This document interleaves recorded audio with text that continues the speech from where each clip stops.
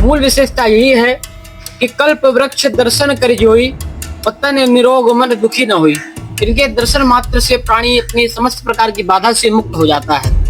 यही है वो पेड़ जो बहुत ही अद्भुत है, जिसके सामने यदि कोई भी इच्छा रखी जाए तो वो इस इच्छा को पूरा कर देता है। दोस्तों, आज मैं आपको लेकर आया हूँ उत्तर प्रदेश के हमीरपुर जिले के एक अद्भुत पेड़ के पास, जिसे कल्पवृक्ष नाम से जाना जाता है, जिसके सामने अगर कुछ भी मांगा जाए तो वो उस इच्छा की पूर्ति कर देता है। दोस्तों, आइए चलते हैं उस पेड़ के पास और आपको बताते हैं उस पेड़ के इतिहास के बारे में।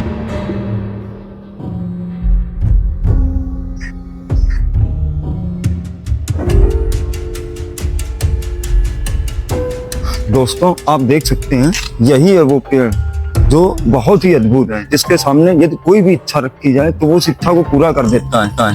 देख सकते हैं आप, थोड़ा नजदीक से दिखा दीजिए। और चलते हैं यहाँ पर जो पंडित जी हैं उनसे यहाँ के इतिहास के बारे में जानते हैं कि ये पेड़ कैसे यहाँ पर आया, किसने इसे यहाँ पर स्थापित किया और इस पेड़ का क्या इतिहास रहा है।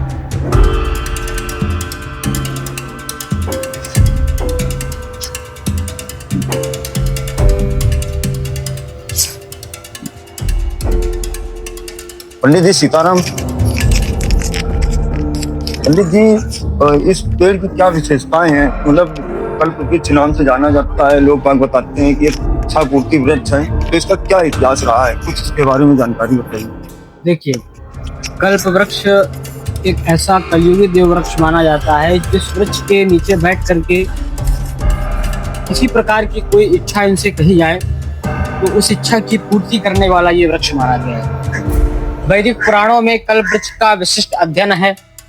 जैसा इसके विषय में हमें अवगत है कि कल्प वृक्ष का जो जन्म है वो समुद्र मंथन से हुआ है। समुद्र मंथन में निकले हुए 14 रत्नों में एक रत्न माने गए हैं कल्प वृक्ष, और श्री कृष्ण भगवान के द्वारा पृथ्वी पर इस वृक्ष का पदार्पण हुआ है। इस वृक्ष की यही विशिष्ट मान्यता है, इसमें किसी प्रकार का कोई फल या कोई बीज नहीं निकलता है। यह वर्ष में 6 माह तक हरा रहता है और 6 माह तक पतझड़ अवस्था पर रहता है। यह समय प्रारंभ होता है श्रावण मास से। श्रावण के महीने से इसमें पत्तियां इत्यादि निकलना प्रारंभ हो जाते हैं और दिसंबर महीने तक ये पत्ते समाप्त हो जाते हैं। और एक विशेष समय पर इसमें बड़े ही सुंदर स्वरूप के पुष्प अर्थात इनके फूल आते हैं, जो कि इस समय श्रावण का महीना ही माना गया है। उस समय पर संध्या काल में सायंकाल हो जाने के बाद इनके बड़े ही सुंदर और आकर्षित स्वरूप के पुष्प वृक्ष में निकलते हैं, जो कि अत्यंत ही प्रभावशाली माने गए हैं। ऐसा कहा जाता है कि उस पुष्प को अपने घर पर रखने से घर में किसी भी प्रकार की आपदा विपदा एवं बाधाओं से वह व्यक्ति निवृत्त हो जाता है। कल्प वृक्ष का पौराणिक इतिहास इस प्रकार से है और इसकी विशेषताएं कुछ इस प्रकार से हैं। जैसे हम सर्वप्रथम देखते हैं कि इस वृक्ष का शरीर का रंग कैसा है, तो कुछ इस प्रकार से, जैसे मानिए कि एक हाथी की त्वचा का रंग होता है। जी जी।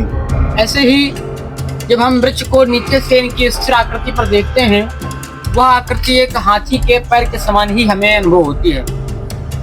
ऐसे ही जब इस वृक्ष की मूल सामने की आकृति को हम देखेंगे तो यह आकृति हमें हाथी और बल्कि गणेश जी के मस्तिष्क के समान अनुभव की जा सकती है।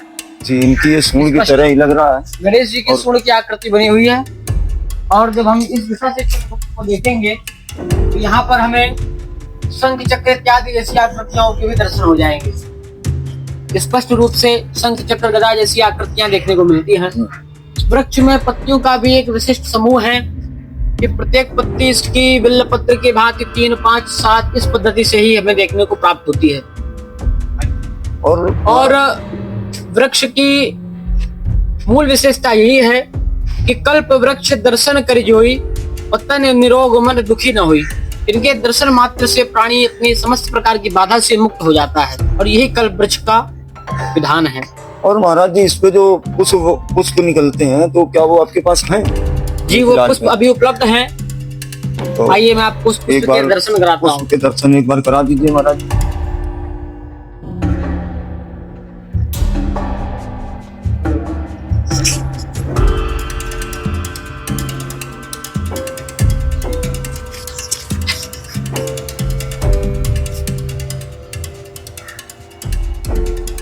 देखिए, यह पुष्प इस समय पर पूर्ण रूप से सूख चुका है, इसलिए इसके रंग में और आकार में विशेष परिवर्तन आ गए हैं। नहीं, जिस समय पर ये वृक्ष में पुष्प खिलता है तो उसका रंग जो है श्वेत होता है और सूख जाने के उपरांत इसका रंग जो है ताम्र हो जाता है।